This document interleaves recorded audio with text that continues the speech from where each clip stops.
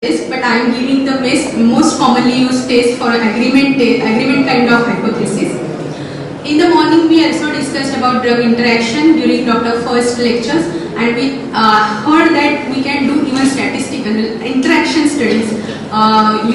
Using statistical models, we can also study the drug interactions. And the drug interactions can be clearly between when we give Ayurvedic and allopathic treatment together, or Shaman and Shodhan treatment together, or ingredients of the formulation versus the whole formulation. There can be different interactions, and for interactions there are different kind of statistical modeling, statistical study designs, and based on that you have a formula to calculate whether there is a statistical interaction between the two factors, and this is the interpretation. If there is no interaction, then you have to conclude that the two formulations or two drugs are having additive effects and so on. If there is negative interaction, then there is an antagonistic effect. If there is a positive interaction, it is a synergistic effect. So these kind of statistical interaction studies also we can do in Ayurveda.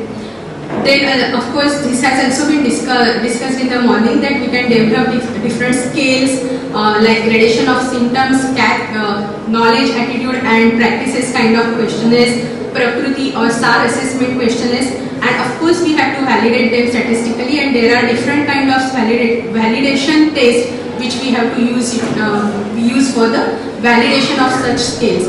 And for all students who are present here, I just want to tell that in your oral papers and poster papers you have said that you have used certain scales, but please remember that unless you validate such scales, you cannot actually use in clinical research.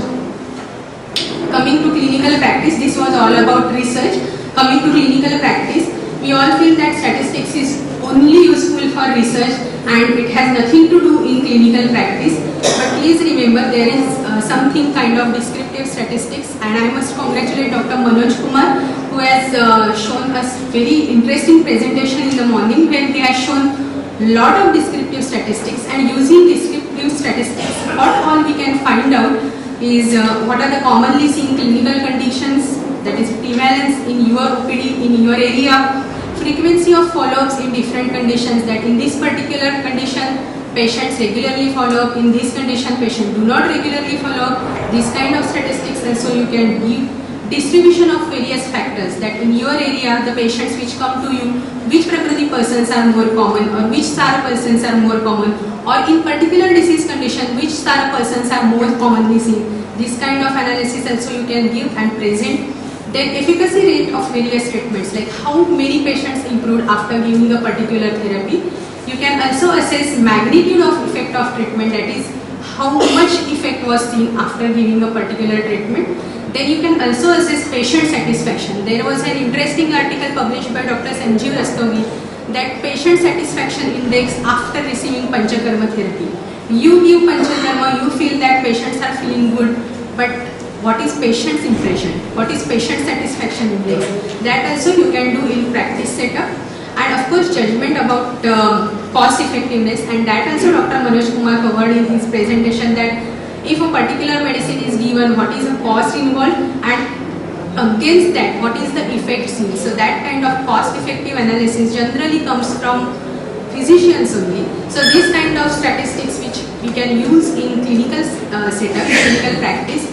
And let me clear it, that clinical practice is excellent setup where you can develop hypotheses based on these facts, which you can further test in research studies. And that is why in research studies we have to have first hypothesis and then either we prove or disprove it. So clinical practice is most important thing for developing hypothesis. And in clinical setups you can have case reports and case series also. In case series you can summarize the data and also mention the summarization of variability, that is what was standard deviation and all also you can present. Lastly, the new concept which I am putting, whenever we talk about statistics in Ayurveda, we always say that yes, definition of Ayurveda says that manam chetachyetroktam. So man is a measurement, assess something magnitude, so it is statistics. Or we say that viman sthana, paradi guna. These all are examples of statistics or variables confirmed in treatment effect. But the concept of statistics is not limited to this, my friends. And This is much more seen in Ayurvedic texts, like development of hypothesis and accepting, rejecting it. This kind of concept is seen in case of Punarjanma Siddhi, number of rasas, Garbhashari, everywhere. Hypothesis is put and then it is proved or rejected. Observational studies, you have examples. Kshara, Lavana, Pippali, if used in excess, what happens? These are all observational studies. Association between exposure and outcome, like availability of Shodashkala Bheshal and success in treatment. In spite of having Shodashkala Bheshal, some respond, some do not respond. So exposure is there, but outcome is different. Against association study. Concept of superiority is nothing but Agre Sangraha. Concept of standard deviation is also there. In Anjali Praman, Chakrapani has clearly said that Kinchit Nyunam, Kinchit Adhikam is acceptable. Again, comparative assessment of treatment. In surgical papers, you see for a particular patient whether open surgery is more preferred or laparotomy.